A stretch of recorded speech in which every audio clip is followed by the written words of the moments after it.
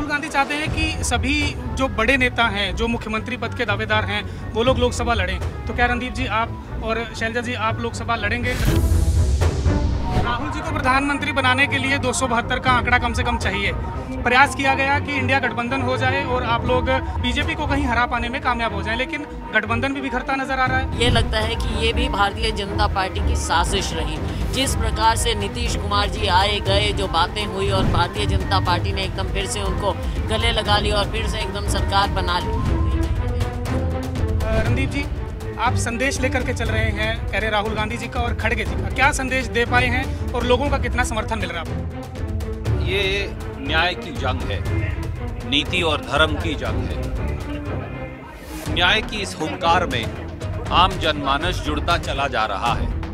24 में व्यवस्था परिवर्तन, सत्ता परिवर्तन दोनों हो पाएगा? पहले लोकसभा फिर उसके बाद विधानसभा, और 10 साल हो चले हैं कांग्रेस सत्ता से बाहर। न्याय की ये हुंकार क्या है?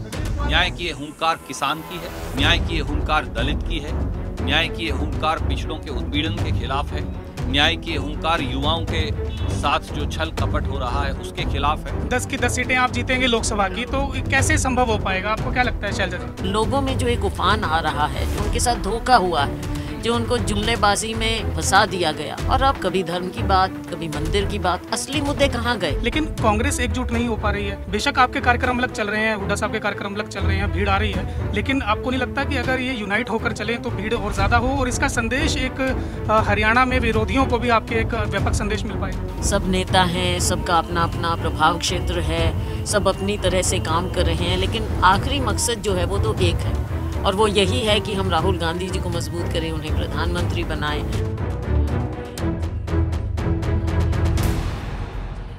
लोकसभा चुनाव में बहुत ही कम वक्त बचा है। करीब 1 महीने के भीतर ही चुनाव आचार संहिता लग सकती है, और इसी दौर में अब यात्राओं का दौर भी शुरू हो चुका है। कांग्रेस की एक भारत जोड़ो यात्रा चल रही है जिसमें राहुल गांधी हैं, और एक कांग्रेस की यहाँ पर संदेश यात्रा चल रही है। हमारे साथ रणदीप सुरजेवाला और कुमारी शैलजा जी मौजूद हैं। रणदीप जी, आप संदेश लेकर के चल रहे हैं, कह रहे राहुल गांधी जी का और खड़गे जी का, क्या संदेश दे पाए हैं और लोगों का कितना समर्थन मिल रहा है आपको?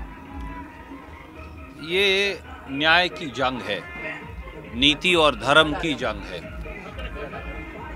न्याय की इस हुंकार में आम जनमानस जुड़ता चला जा रहा है।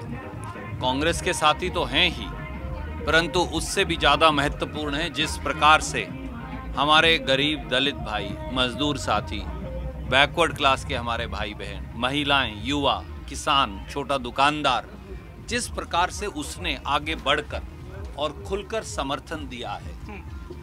कांग्रेस संदेश यात्रा में वो जुड़े हैं कांग्रेस के संदेश के साथ। ये दर्शाता है कि जमीनी स्तर पर व्यापक बदलाव है।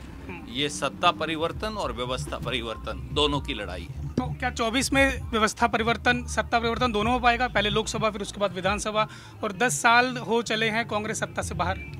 10 साल के दिल्ली और हरियाणा की सरकार के कुशासन के कुचक्र से अब हरियाणा की जनता थक चुकी है। अब न्याय की जो हुंकार उठी है आम जनमानस की, वो एक व्यापक बदलाव लेकर आएगी।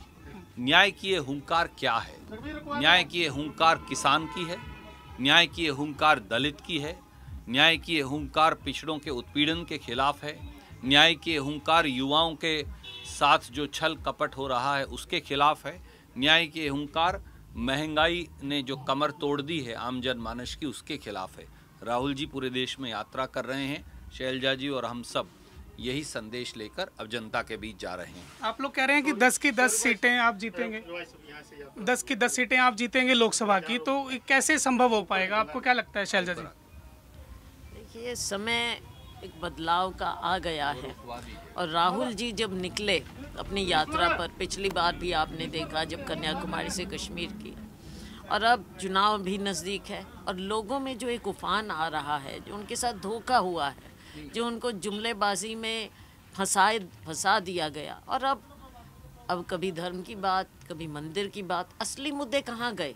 जिनको न्याय चाहिए, हमें हमारे बेरोज़गार को न्याय चाहिए, उसको रोज़गार चाहिए, हमारी महिलाओं को, गृहिणी को, उसको इस महंगाई से छुटकारा चाहिए, बहुत मुद्दे हैं। लोकतंत्र आपने देखा कैसे संसद को पिछले सत्र में उन्होंने गिरवी रख दिया, एकदम अपनी मर्जी से बिल पास किए, सब विपक्ष को बाहर किया, हमारे नेता बोलते तो माइक ऑफ हो जाते थे।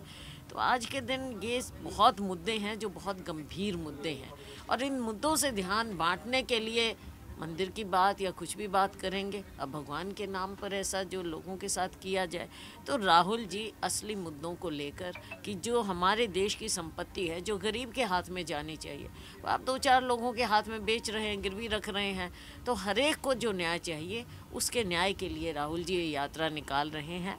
और खड़गे जी की वो आवाज़, इन दोनों का संदेश लेकर हम, रणदीप जी हैं, मैं हूँ, किरण चौधरी जी हैं, हमारे कितने साथी हैं, हम जगह जगह जा रहे हैं। हमारा यही प्रयास है कि जनता के जो मुद्दे हैं उनको हम उठाएं, जनता को जागरूक करें, और लोगों में जो हमको उनके चेहरों में नज़र आ रहा है वो ज़रूर इस बार बदलाव की ओर जाए। भारत जोड़ो की बात करते हैं और उसमें अब न्याय भी जुड़ गया है, लेकिन कांग्रेस एकजुट नहीं हो पा रही है। बेशक आपके कार्यक्रम अलग चल रहे हैं, हुड्डा साहब के कार्यक्रम अलग चल रहे हैं, भीड़ आ रही है, लेकिन आपको नहीं लगता कि अगर ये यूनाइट होकर चलें तो भीड़ और ज़्यादा हो, और इसका संदेश एक हरियाणा में विरोधियों को भी आपके एक व्यापक संदेश मिल पाएगा? देखिए, बात ये है कि सब नेता हैं, सबका अपना अपना प्रभाव क्षेत्र है, सब अपनी तरह से काम कर रहे हैं, लेकिन आखिरी मकसद जो है वो तो एक है, और वो यही है कि हम राहुल गांधी जी को मजबूत करें, उन्हें प्रधानमंत्री बनाएं। खड़गे जी जो हमारे नीचे से उठकर ऊपर वहाँ तक पहुँचे हैं, उनकी बात, उनका अनुभव लोगों तक लेकर जाएं। और अल्टीमेटली आखिर बात क्या है? आखिरी बात ये है कि सभी लोग तिरंगे को उठाकर और कांग्रेस पार्टी के हाथ के निशान को लेकर जा रहे हैं, और अपने अपने हिसाब से पार्टी को ही मजबूत कर रहे हैं। राहुल जी को प्रधानमंत्री बनाने के लिए 272 का आंकड़ा कम से कम चाहिए। प्रयास किया गया कि इंडिया गठबंधन हो जाए और आप लोग उस बीजेपी को कहीं हरा पाने में कामयाब हो जाएं, लेकिन गठबंधन भी बिखरता नजर आ रहा है, सीटों पर सहमति नहीं बन पाई। इसका फायदा अब कहीं ना कहीं बीजेपी ले रही है, और बिहार में उसको हमने देखा। ये आपकी बात कहीं ना कहीं जो आपकी बात है वो इसलिए ठीक नज़र आती है क्योंकि अब ये लगता है कि ये भी भारतीय जनता पार्टी की साजिश रही।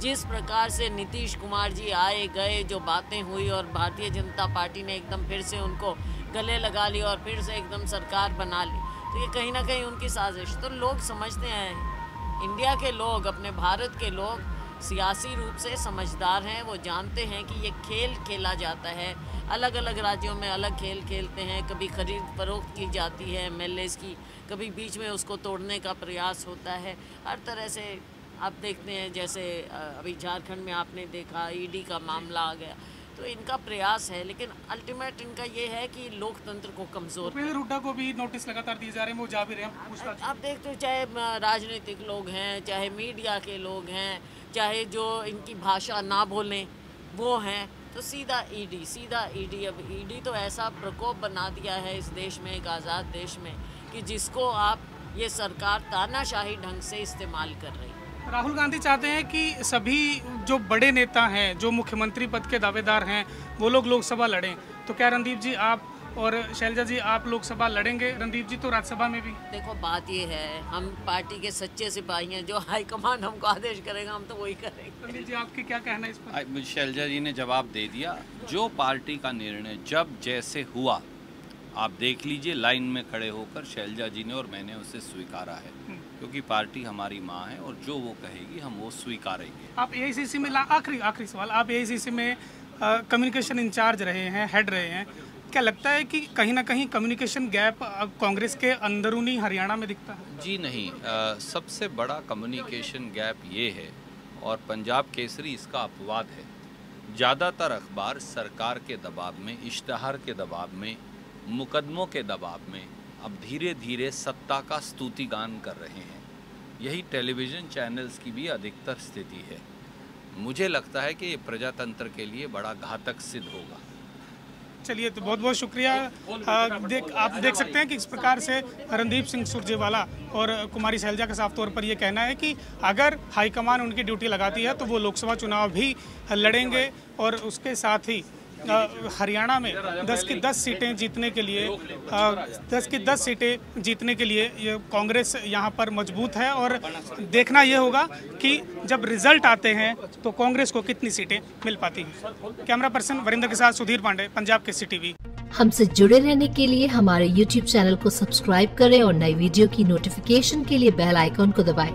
अगर आप ये वीडियो Facebook पर देख रहे हैं तो लाइक जरूर करें और ज्यादा से ज्यादा शेयर करें। धन्यवाद।